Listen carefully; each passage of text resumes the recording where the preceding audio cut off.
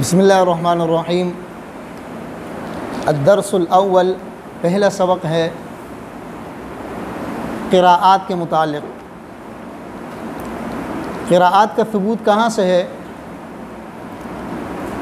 حضور علیہ الصلوۃ والسلام حدیث میں فرمایا ہے ان هذا القرآن انزل على 7 احرف فاقرؤوا ما تيسر منه۔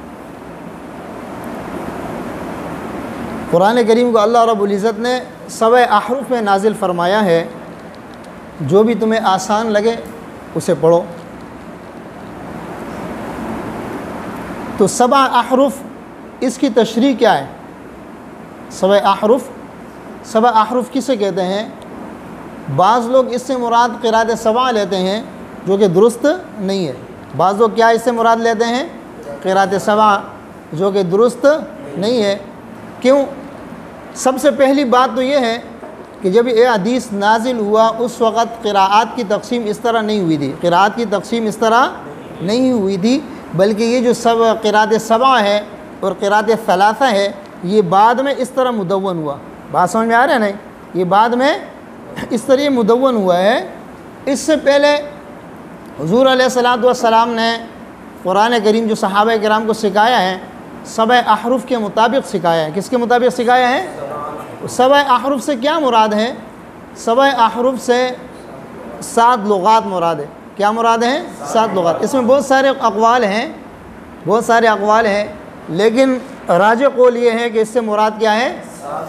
7 لغات اس سے مراد ہے۔ بات سمجھ میں آ رہی ہے؟ 7 لغات کون سے ہیں؟ ان 7 لغات کے مطابق یعنی 7 جو لغات ہیں وہ قراءت کے انواع ہے۔ کیا ہے؟ قسمیں ہیں۔ بات سمجھ میں آ رہی ہے کہ نہیں آ رہی ہے؟ یعنی قرآن کریم جو قراءت 7 ہے اور قراءت 3 ہے، یہ بحیثیت جز کے ہیں، اور 7 احرف بحیثیت کل کے ہیں۔ بات سمجھ میں آ رہا ہے کہ نہیں آ رہے؟ یعنی 7 احرف میں سے ہی یہ ماخوذ ہے۔ قراءت 7 اور قراءت 3 یہ کہاں سے ماخوذ ہے؟ 7 احرف سے ماخوذ ہے۔ یہ بات سمجھ میں آ رہی ہے کہ نہیں آ رہی ہے؟ بہت سارے علماء نے اس کے پھر مختلف قسمیں لکھی ہے، لیکن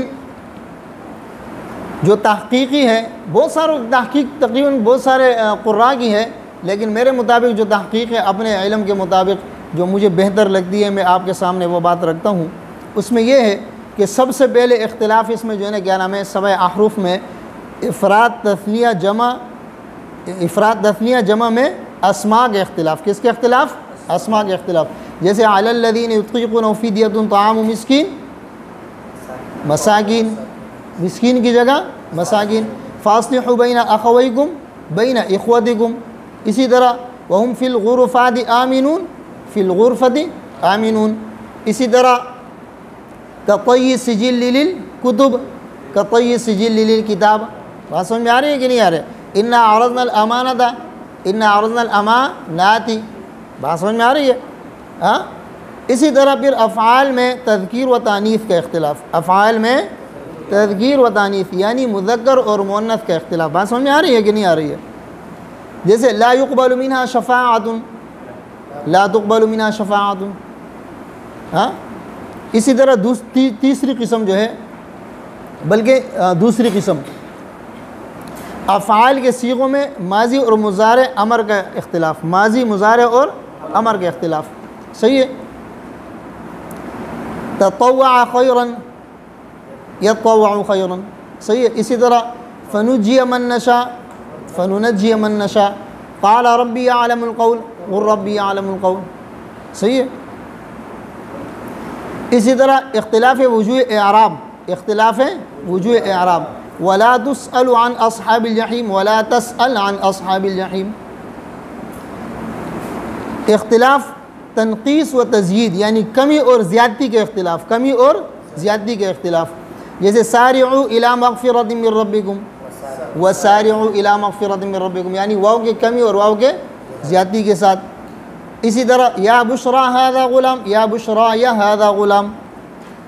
تقدیم و تاخیر، کسی کلمے کو مقدم اور کسی کلمے کو مؤخر، یعنی مقدم ہونا اور مؤخر ہونا، کسی کلمے کا مقدم ہونا، کسی کلمے کا مؤخر ہونا۔ وقاتلوا وقتلوا، وقتلوا وقاتلوا۔ بات سمجھ میں آ رہی ہے کہ نہیں؟ اختلاف بالابدال یعنی ایک کلمے کی جگہ دوسرا کلمہ. وتوکل علی العزیز الرحیم، فتوکل علی العزیز الرحیم. فتبینوا فتثبتوا، صحیح ہے نا؟ اسی طرح اختلاف لہجات یعنی فتح، امالہ، ادغام، اظہار، تسہیل، تحقیق، تفخیم، ترقیق. قبائل عرب کی جو لغت کا اختلاف ہے اسے کیا کہتے ہیں؟ اختلاف لہجات. یعنی خطوات الشیطان، خطوات یعنی طا کے سکون کے ساتھ یا طا کے ضمہ کے ساتھ. اسی طرح بیوتن با کے پیش کے ساتھ یا بیوتن با کے زیر کے ساتھ. اسی طرح خفیہ خا کے پیش کے ساتھ یا خفیہ خا کے زیر کے ساتھ.